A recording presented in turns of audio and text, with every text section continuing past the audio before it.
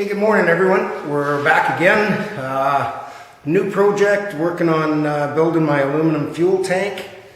She's going to be quite the project. My homemade brake works fairly well, but she's a lot of work. So I'll just show you the design and how it's going to fit and kind of what the procedure is going to be here, and we'll go from there.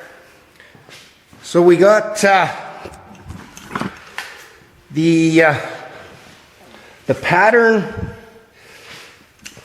I've got laid out on cardboard. Again, you got to drink beer to get pattern material.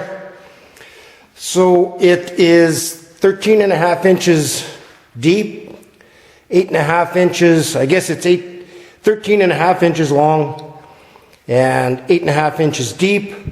Side to sides 37 and 3/8, I believe. Now, because of the design of my homemade bending brake, you've got to be real careful on your procedure when you're braking the item, where you can kind of bend it into a spot where you can't finish it because of clearance issues and such. So I took a piece of scrap aluminum and figured out the procedure to get the bend. This is the going to be the shape of the tank. I'll just come over to the car and show you how it's going to fit in there. Bear with me for a sec. So we got the tank fits up just like that.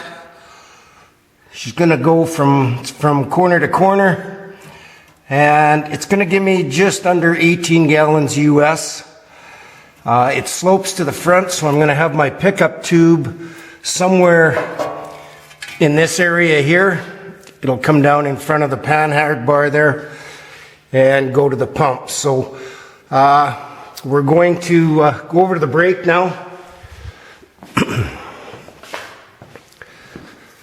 So this is my homemade brake. The procedure that I worked out is, see if I can get that to stay there. I've got to bend this one first, this one next, turn the sheet around, then this one, and then this bend allows it to have clearance over top of my top truss here. Follow that procedure, I should be okay. If I don't, I guess I'll be going for another expensive piece of aluminum. The aluminum I'm using is, I believe it's 5053, 1/8 thick. Tried something new on this. I cut it with my plasma cutter and a straight edge, and really impressed how nice and straight it come out. Just a little bit of cleanup. So my next step is to get all the bends laid out on the sheet of steel or aluminum and take it to the brake. So once I get to that procedure, I'll bring you guys back and we'll carry on with this video. Catch you in a bit.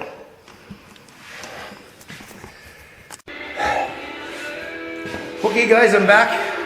This old fat guy is wore right out. That was a ton of work. I'll tell you that 1/8 material is too much for this little brake.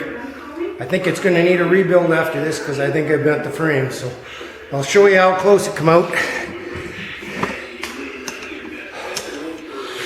So we got her all bent. The bends are nice. It was a tough process. There's my pattern. It's really close. This edge has to come out yet where it gets welded. Overall, I'm just tickled pink. That would have probably cost me another $200 in the city just to have that bent up. So I'll come back here once I get her out of the jig. With this brake, I just lift the arm up and I can pull the whole piece out. So I'll be back again. Hey, good morning everyone. I made it through another week, Saturday morning here. Still working on this fuel tank project. She's pretty big. and a lot of work to build it, so I'll just show you where we're at with it. So all the parts and pieces I have cut out.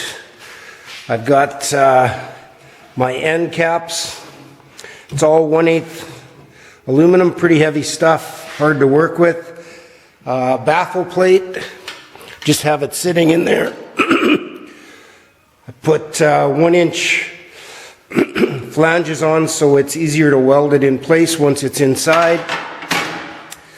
They're going to go in approximately 10 inches. That way I can still get access from the outside to weld them in. There'll be one on each side. The other thing that was kind of, I had to build this clearance channel for my panhard bar to run up and down in. I now have about 3/4 of an inch of clearance there. So I had to break a piece that fit inside and then cut it out and weld it in with the TIG. Really happy with how this Eastwood TIG is welding, and it helps a lot to have a little bit of practice. So I've got this side is just tacked. Once I get the other baffle plate built, then I can do the full seam weld across the end. This morning I'm going to cut the hole for my sending unit, and I have to figure out where my pickup's going to go in on the bottom for the electric fuel pump. I believe it's going to go in somewhere close to the center here, right in the bottom. I got some nice aluminum bungs off of Amazon in different sizes.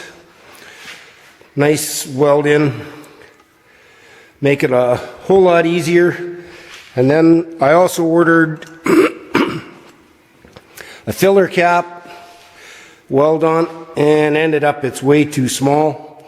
So when I build a surge tank for my radiator, I'll use that for it. And I've got one that's about 1/2 inch bigger coming. Hopefully it'll be here Monday or Tuesday.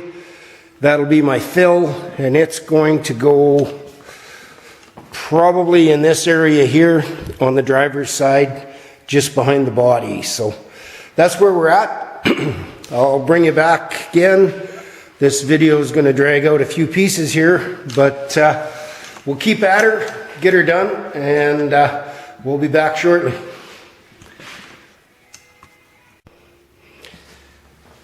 Okay, we got the fuel sender location done. What I've done is 1.5 inch hole in the center, and the bolt pattern so that the orientation's correct for the sending unit. Goes in like that. What I've done, because I always tend to overbuild everything, is I built another plate out of 1/8 that goes on the inside. It's threaded as well. We'll just get this piece screwed in here. Try to anyhow. Get it in the right spot. This could be fun.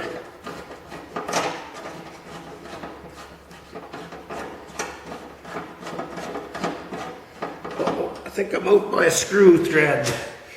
This, I didn't think about this very well.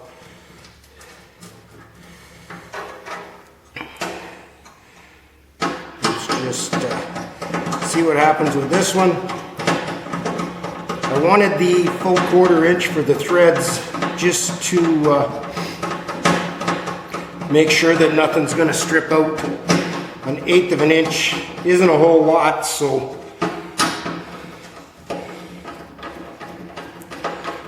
down the road, there we go.